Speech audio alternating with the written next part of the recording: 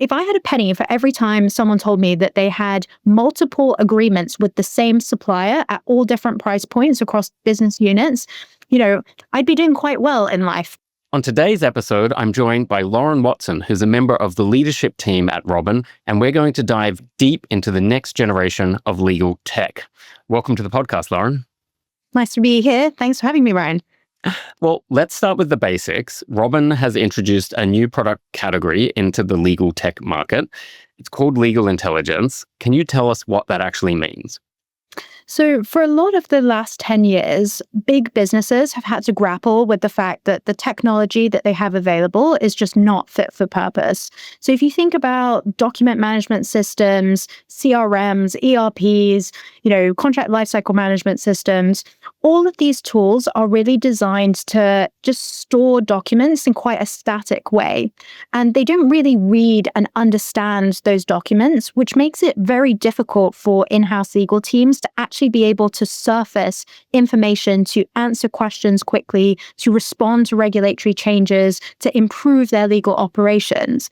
And the in-house businesses that we've been working with at Robin have really felt this gap. Like they don't have a tool that is actually turning their contracts from these static, unstructured bits of data into real meaningful insights that can drive informed decision-making and actually help to improve the revenue trajectory of their businesses. And so legal intelligence is a new way of working. It's leveraging large language models, these intelligent systems that can actually read and reason over documents to surface insights to in-house legal teams. And it's not just about empowering the in-house legal team. Contracts, legal documents, they contain commercial terms, legal terms. It's not just the legal team that needs access to that data. That data powers decisions across the business, whether finance, procurement, HR, or legal.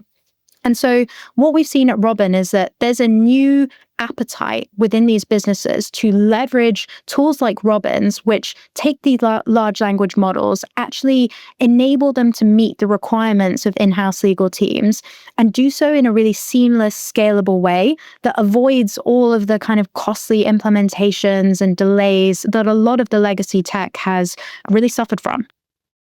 And it's a big claim to say that this is a whole new product category, not just an evolution of the sort of things that have been out there.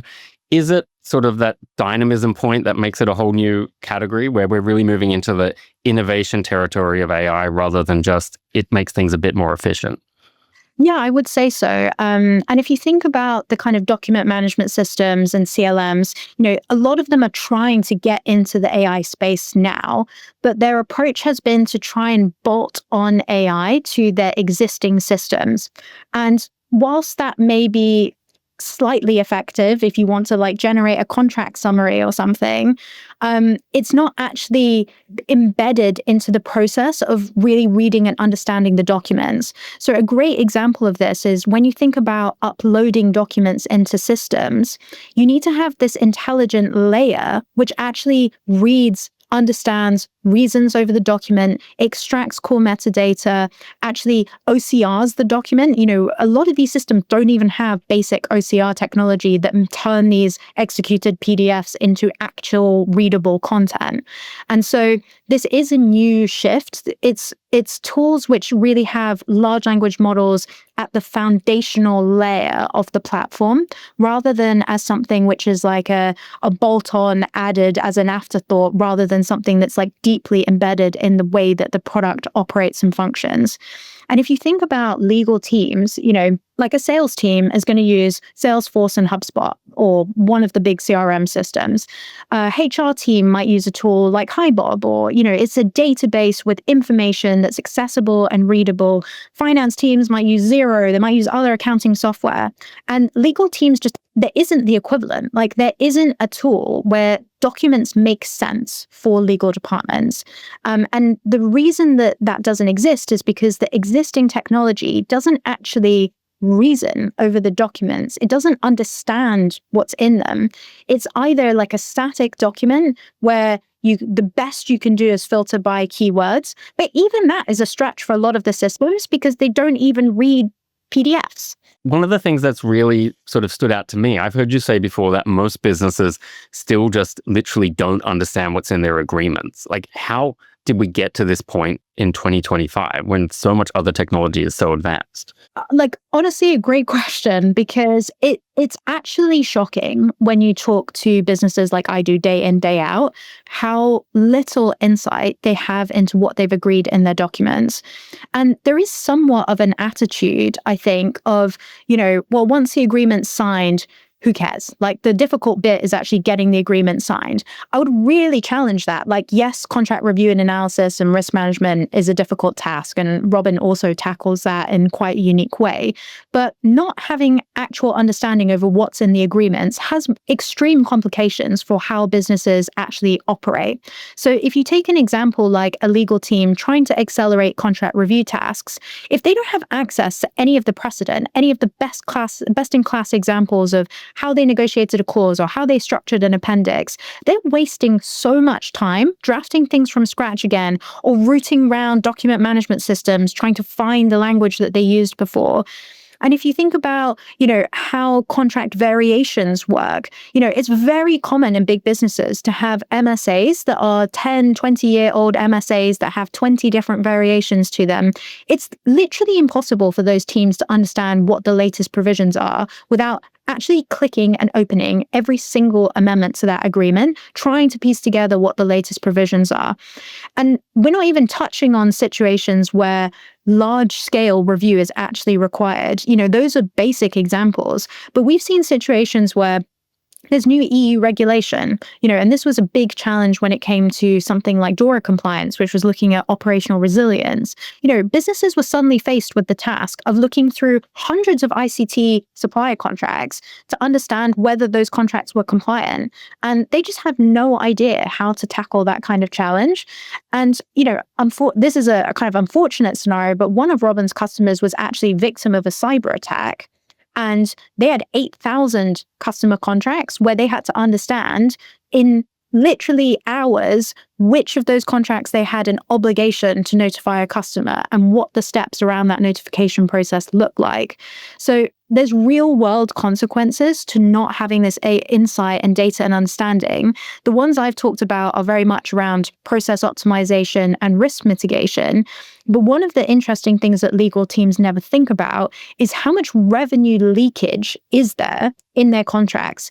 So if I had a penny for every time someone told me that they had multiple agreements with the same supplier at all different price points across business units, I'd be doing quite well in life, because this is literally what you hear every single day from big businesses, is that all different business units and departments go and negotiate their own contracts with oftentimes the same supplier. They don't know what's happening across other business departments, and you've got suddenly contracts at wildly different price points. Whereas if the team actually knew which contracts they had with the same supplier, which price points were there, what opportunities there were to adjust prices in contracts, they could actually save hard dollars on those agreements. And then if we flip this around the other way, so many of the businesses that we work with, particularly in the tech space, have automatic price increase clauses in their contracts, but they don't know where they are. And so they actually are leaving money on the might not be collecting them.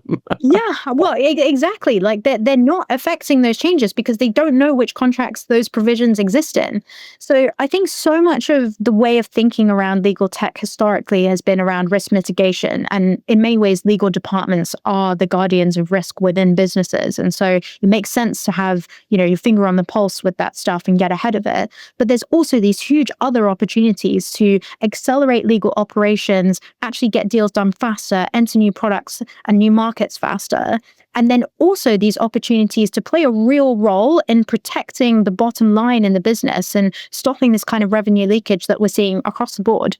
Now, one of the other big things that's been pretty true of legal tech is that there can be a lot of different parts of the tech stack. Like you've got to go buy 10 different things to complete 10 different tasks. Now that you sort of explained the difference between the older CLM style technology and what is aimed at with legal intelligence, can we dig a bit into sort of the pillars of legal intelligence? Like what are the elements that exist in this new platform that make it more than just an itty bitty extra piece of software? I would really think of it as combining a system of record with a system of intelligence.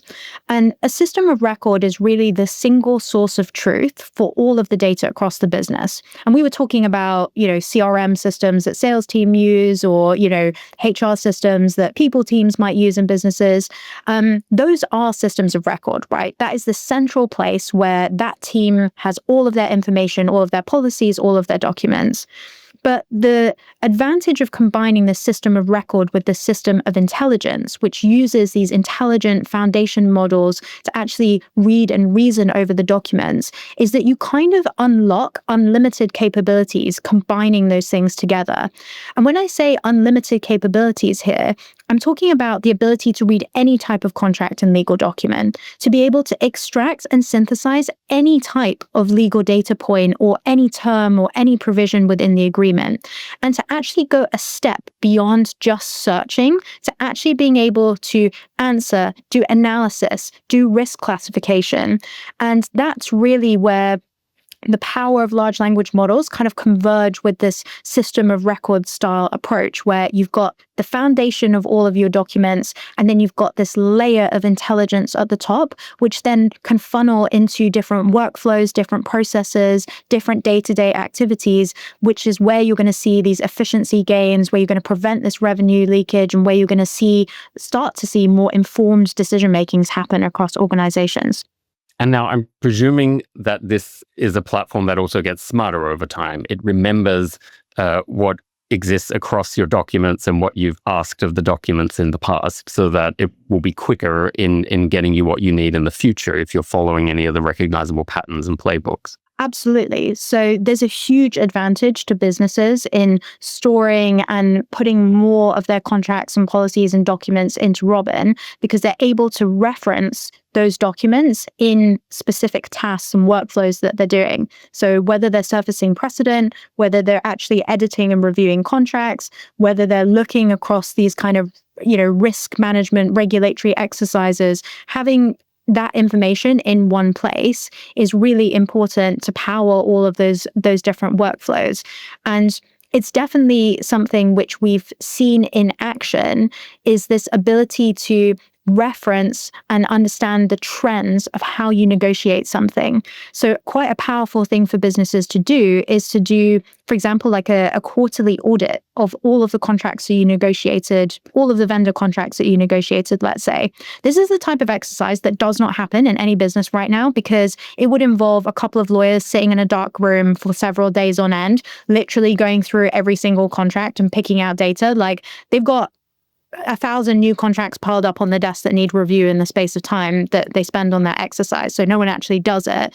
But in a world where you can automate that process, you can actually start to see, right, well, these are the number of instances that we deviated from our liability provisions in our contract negotiations, or these are the examples of all of the contracts that we have with uncapped liability. Things that are actual material risks to the business. You can now audit those agreements, see those trends, those patterns. And for a lot of the kind of Fortune 500 that Robin works with, it's very commonplace for there to be like contract services centers. So these are specific pods or teams of people that review specific document types. And oftentimes they're paralegals or, contract specialists. And their job is to review contracts in line with a specific set of guidelines or principles. But actually, the people in charge of those teams have no way to do the quality assurance of whether those positions are actually being met across the documents. So there's lots of cool, interesting ways that I can see this tech being deployed within big businesses to not only accelerate the actual process of reviewing contracts, also to add in another layer of quality assurance and ensure that teams are actually following processes. And you can only do that through identifying these trends and patterns. The quality point it's so well taken by me hearing you say that, because the thing that always jumped out at me looking at anything to do with due diligence, for example, is the legal teams are swamped, or there aren't enough lawyers to be involved. So these deal teams cut corners and they attempted to take shortcuts in order to say they've completed the diligence. And now they don't have to take the shortcuts because you've got the assistance that will make it possible. Yeah, I mean, it's probably an unpopular thing to point out, but if you look at how law firms in particular do tasks like due diligence, it's often farmed out to the junior associates who are pulling all-nighters, who are sleeping in sleeping bags under the desk in their office to do things on tight timelines.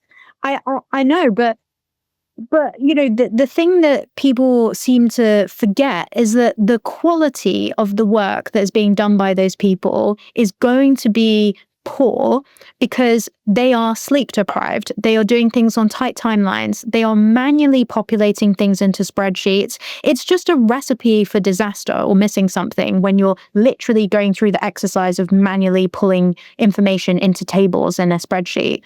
And so I think whilst AI is not perfect, and I don't want, AI is not a silver bullet. There are lots of limitations to it, and legal teams should be understanding how it can augment their capabilities. It's not designed to replace them, but it can get to a really high standard doing a lot of this work, which used to be completely manual and can now be automated, which actually does remove a lot of the risk and ensures that every document has been analyzed, every data point has been extracted. And that's not always the case when you're leveraging humans alone to do that task.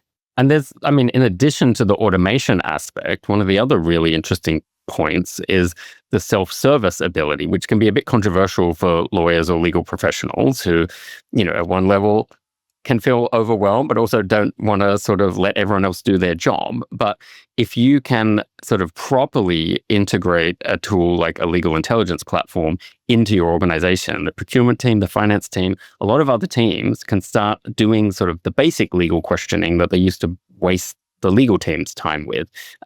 Is sort of that how you see it happening? And how do you think sort of those opportunities are going to play out in that sort of cross-functional working? Yeah, I would say for the most part, the legal teams that I've spoken to are desperate for there to be some kind of self-service way for other people in the business to answer questions. One thing that we don't talk about enough is how much context switching lawyers have to do in their day-to-day work. We have this kind of vision of, lawyers coming in, they've got a very neat to-do list, they can start working through their contract reviews, and that literally could not be further from the truth. They're getting hammered with different questions, people marking stuff as urgent, like in all caps in their inbox, things that are distracting them all the time.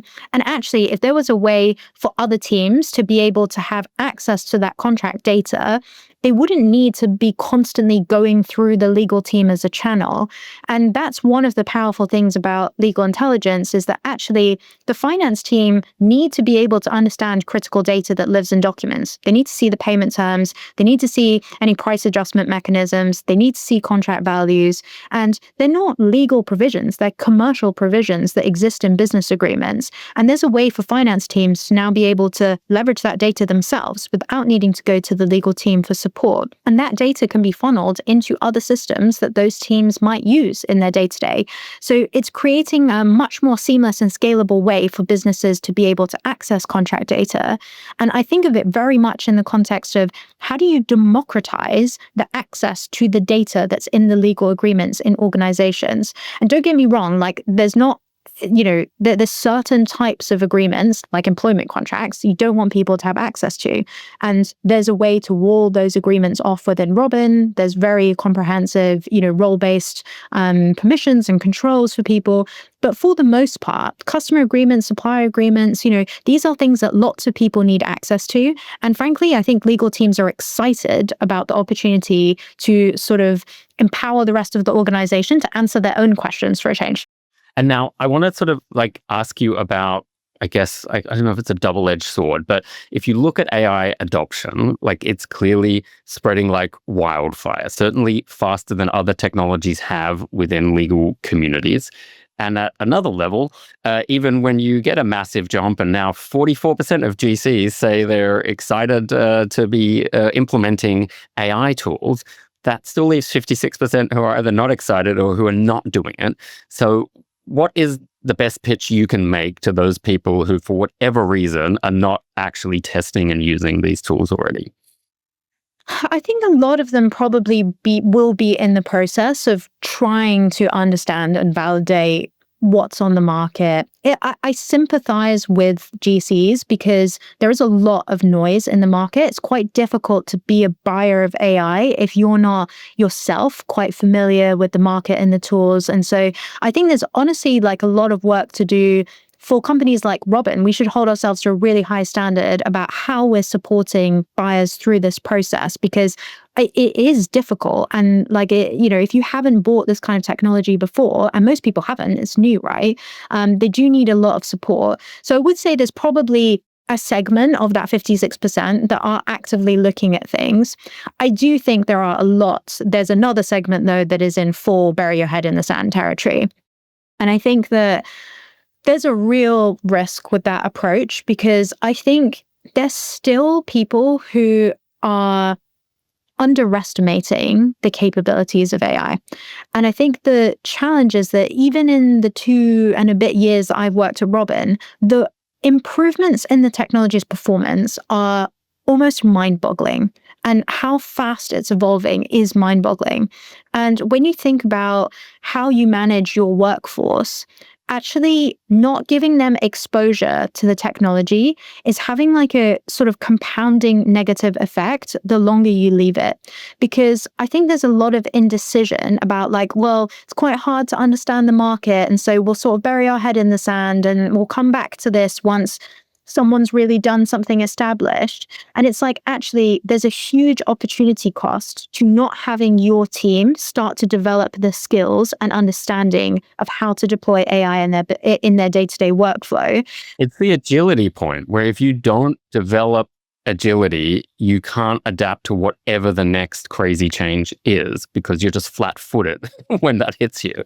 And I think the other challenge that businesses are going to have is that, we're still early days in this kind of AI wave, but I suspect what will start to happen is that in a world where it's very difficult to get top legal talent, lawyers who are very used to using AI in their day-to-day workflows are not going to go and work for an in-house team where their entire tech stack is Microsoft Office. That just isn't going to cut it anymore.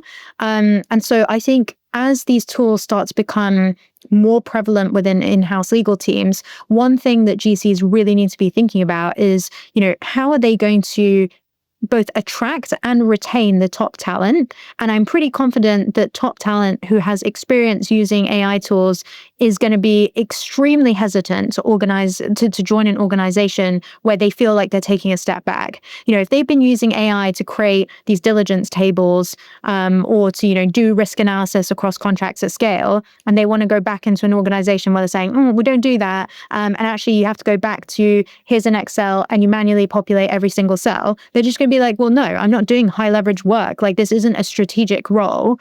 I've gone back 5 years in my career. Like, I don't want to do this. Yeah, it's like telling people, okay, now you have to handwrite the contracts. Yeah. No, no honestly, one would ever agree to that. Honestly, it is like that. And so, I think there's lots of things here. There's the skills gap question. Like, the skills gap will only widen the longer you leave it.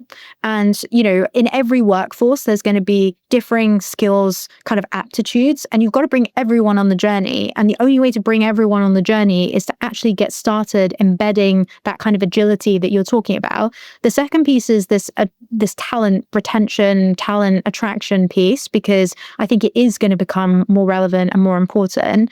And then if you think about what most GCs are facing right now in terms of business pressure, they're being told every single day, hey, we know the business is growing 10% year on year and the amount of contracts that you have to deal with are completely ballooning every single year, but we really need you to keep the headcount stable, even though the rest of the business is growing 10%. And that is a circle you can't square unless you actually have some kind of technology that is enabling your team to do higher leverage work. So it is an imperative. And I think GCs who are burying their head in the sand are going to make a serious misstep for their business, because there's real money on the table here. So let's assume sort of there are some GCs listening to this who accept those points, but they're still feeling a bit overwhelmed about how to get started on this journey. What's your best advice for getting the ball rolling on AI adoption, but not getting overwhelmed in that process? So I think one of the things that you can do is identify a specific use case that you think has legs. And rather than trying to sort of boil the ocean, try and find a narrow thing which you can get a small group of your team to rally around and do some testing on, where you can actually get some real benchmark data. And by benchmark data, I think I'm talking about how long does it take you to do this task with humans alone? And then how long does it take you to do these tasks when you pair humans with AI? And that gives you an immediate benchmark for how great the time savings could be on a specific task. And Robin has customers. So the University of Cambridge investment management team was spending 10 hours on a single LPA review. And when they started using Robin's product that categorizes all the risk into a table, they now do that same process in 10 minutes. That's literally a 98% time saving. Now, I'm not saying that level of time saving is going to be achieved across the board, but it might be an eye-opening moment to see exactly how much time can be saved on specific tasks. So I would say identifying a specific narrow use case is a good place to start. So you're not thinking about, okay, there's 15 different use cases and we want to try and do everything at once. It's much better to start small and scale. Build your learning, build your understanding of things, and actually get testing with something, actually bring a product in and start deploying it and start using it to maximize your learnings. And then the other thing I would think about is finding a company to partner with that actually takes the human element of this very seriously. Because I think the one standout thing that I hear from speaking to Robin's customers every single day, and I can't take credit for this, is the entire Robin team that are just exceptional. But whenever I speak to a customer, the first thing they tell me is how much they love working with the Robin team. And, we're building a cool tech product. Sometimes I'm like, oh, it'd be cool if you started with how cool the tech product is. But actually, we're on an AI transformation journey in huge businesses where they don't really know what they're doing and they feel a lot of pressure from C-suite board to do something. And having a partner that can actually guide you through the process is meaningful. It's a meaningful advantage at this time. And that really feeds into what I believe is a fundamental way of thinking about technology transformation, which is looking at your people, looking at your process, and then thinking about the technology that you can layer in and thinking about those things together rather than in isolation. And if you can find a partner that actually deeply understands your processes, has deep experience of working with people through this period of transformation, and can bring the cutting edge technology to the table, that's really the type of company that you want to partner with. And what's the sort of timeline we're talking about here? Because I know that some people who adopted CLMs have had nightmare implementation periods, literally going on for months. We've all used sort of silly expense systems that you have to click 8 buttons on to get a train ticket from. Are legal intelligence platforms simpler? Is it more like the consumer experience of tech that people have gotten used to in other parts of their life? Yes. So in a word, yes. So I think if you, I know you've already spoken to quite a lot of GCs on this podcast, but if we were to do a survey of GCs who've bought CLMs and we were asking, doing one of those word cloud diagrams where, what is the one word that comes to mind? It'd probably be slow implementation or clunky experience or something. And you said months there, but I am fully aware of businesses that have been on this journey for years and still do not have a successful CLM implementation. And so there are consultants who have made serious amounts of money helping big businesses to implement systems because they are so convoluted and complex, and because they don't actually enable you to extract any metadata or do anything that would actually be useful from the documents. So I think the most critical thing about legal intelligence is to completely buck the trend there. There's got to be a seamless way for businesses to deliver documents into Robin's system. And that already exists through a range of out-the-box integrations. We can go into your Google Drive and seamlessly bring those documents into Robin. And when they're brought into Robin, they go through this process. We read the PDFs, we sort the document properties out, we create a real intelligent database, which you can then query on top of, which you can then sort of reason over multiple associated documents. So yeah, I could not agree more that the existing kind of CLM sort of experience has been non-ideal. It's probably the polite way of putting it for a lot of big businesses. There are some values to CLMs, right? Sometimes they have these sophisticated approvals workflows, which can be valuable to big businesses. But when it comes to actually understanding or having a place where your documents make sense, that's not what they're optimized for. And so this kind of seamless experience of starting with Robin is going to change the way I think that businesses perceive this kind of technology. It will buck the trend on that experience for sure. Well, maybe that's a really interesting final question to end on, this idea of seamlessness. Like you talked about a Google Drive integration. There's already Microsoft Word add-ins with a lot of the tools in the market out there. Is that what we're headed towards? That the platforms will become a sort of central organizing point where all of these other services integrate into them, and then people's legal tech stack will finally feel simple and manageable? I know that's a big question because we're just at the start of legal intelligence, but like feels like that might be a reasonable trajectory. Yeah, I mean, I think there's already been examples I can think of at Robin where we've powered sort of almost a data enrichment style project for other businesses. And that's one thing to be clear, Robin is not a CLM. This is a different type of platform, but we can still work with a CLM or work with another with another system to actually ensure that the data that lives in your agreements is making its way into those systems. So a good example is most CLMs require actual humans to tag metadata on documents. And that is it's an impossible task, right? You could have people spending their whole day doing that, and you would still have a backlog of historic agreements that you don't do that for. So a lot of customers have actually used Robin to just extract and synthesize all that data so they can plug it into another system and enrich an existing system that they have. That's actually the best tip for the GCs. Like Robin is solving that unstructured data problem and getting you the structure without all the hassle everyone before you had to go through. That could be a good place to start, right? Just sort out the historic agreements and just get it done once and for all in a kind of automated, scalable way. But I think that this point around sort of the seamlessness, like there's already really clear examples of that actually happening, right, in practice, where this kind of tech is being deployed to enrich data and sort of feed it into other systems. And I think over time, as the legal intelligence kind of category becomes, as we improve the richness of the product and the feature set, it will be this hub that can connect into other systems. Funneling data to the finance team is required, funneling data to operations teams about performance metrics or, SLAs or whatever else information they need. And I think that is what is needed, right? There has to be a very simple way for businesses to be able to harness this data. And that's really what we're trying to build at Robin. Well, there you have it, folks. Lauren Watson, Queen of Legal Intelligence. Thank you so much for joining the podcast. Thank you, Ryan, for having me.